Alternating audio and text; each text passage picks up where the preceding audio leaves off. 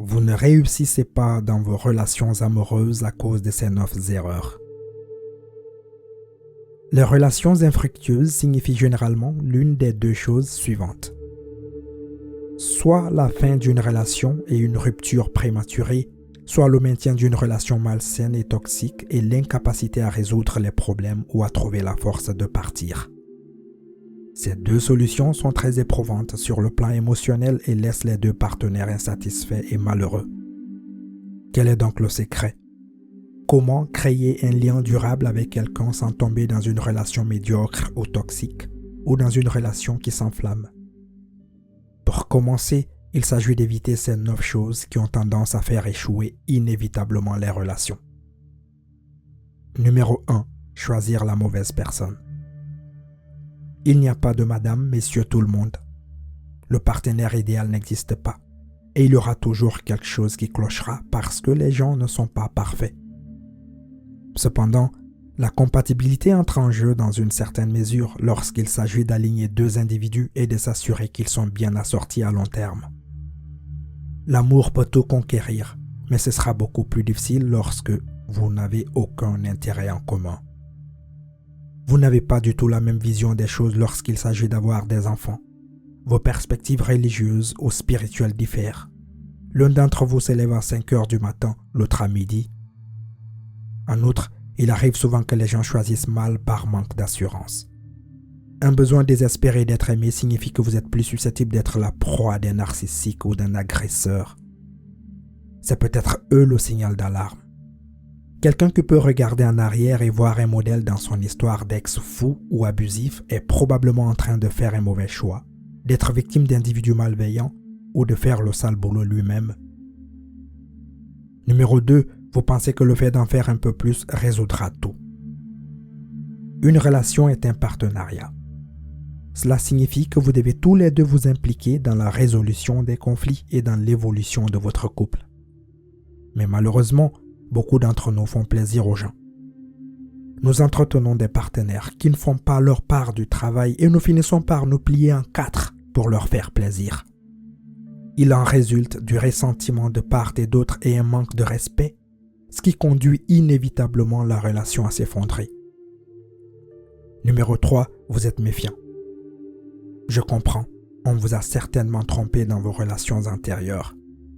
Il est difficile de faire confiance à nouveau, mais il faut faire confiance, même si cette personne doit travailler un peu plus dur pour cela.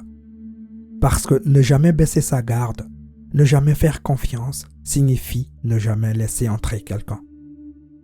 Une personne incapable de travailler sur ses problèmes de confiance et qui transporte sa jalousie partout où elle va finira par gâcher toutes ses relations. Numéro 4, vous êtes contrôlant ou contrôlante.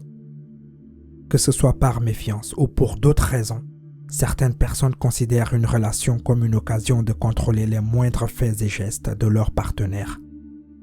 Où vas-tu? Tu ne peux pas porter ça. Je ne veux pas que tu boives du lait. Tu dois rester avec moi ce week-end. Se sentir oppressé par quelqu'un qui est censé être votre amant, votre soutien et votre meilleur ami n'est pas propice à un amour durable. Numéro 5, vous ne pouvez pas vous sentir heureux pour votre partenaire. Moins par confiance que par insatisfaction interne, certaines personnes éprouvent de l'amertume à l'égard de leur partenaire. En particulier lorsqu'ils passent le plus de temps en présence de cette personne, ils finissent par lui en vouloir pour ses réussites et ses humeurs positives, alors qu'eux-mêmes ont l'impression de ne pas être heureux ou de ne pas réussir dans la vie. Le fait de ne pas être capable de relever ses partenaires et de célébrer ses réussites donne une date d'expiration précoce à ses relations amères.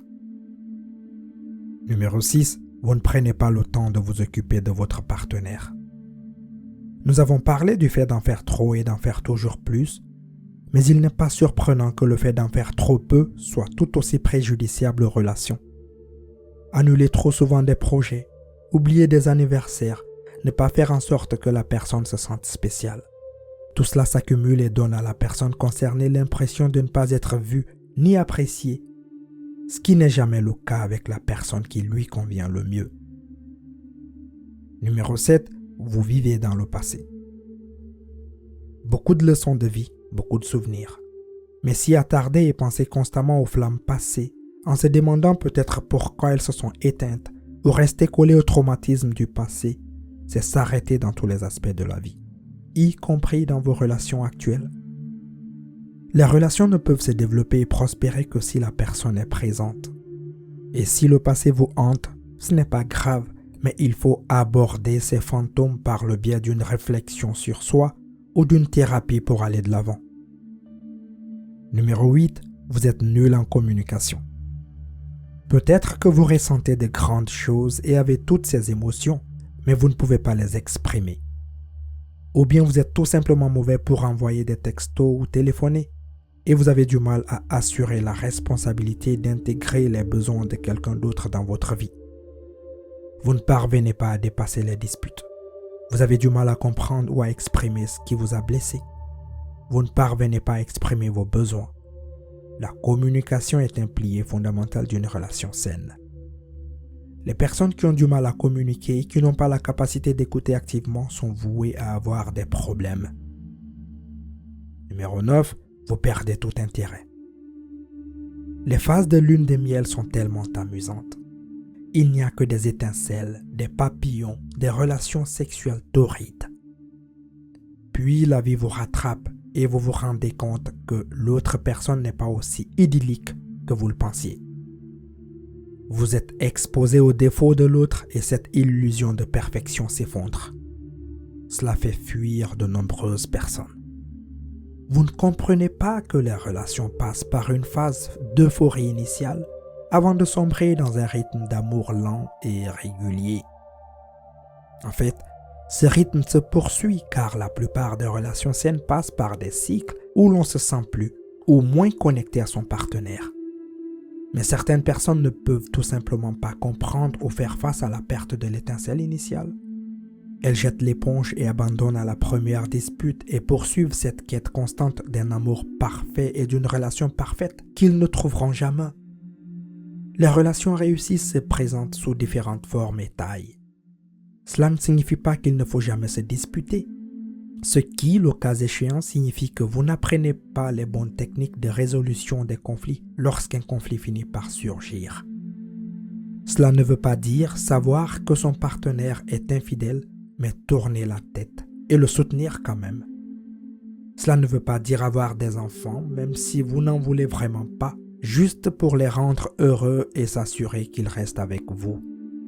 Le succès dans les relations est différent pour chacun et signifie différentes choses. Mais en général, il s'agit de maximiser votre bonheur en alignant vos besoins, vos désirs et vos visions. Une bonne communication et le fait de savoir ce que vous voulez vous aideront souvent à trouver quelqu'un qui fera un excellent partenaire de vie, qui pourra être à la fois votre meilleur ami et votre amant, et qui vous soutiendra dans les hauts et les bas de la vie. Évidemment, nous ne voulons pas gâcher un amour potentiel. Alors si vous vous sentez coupable d'avoir eu recours à quelques-uns des comportements ci-dessus, commencez à réfléchir à la manière dont vous pourriez travailler sur vous-même et éviter de les reproduire à l'avenir. Si vous avez trouvé cette vidéo utile, n'hésitez pas à la partager avec vos proches.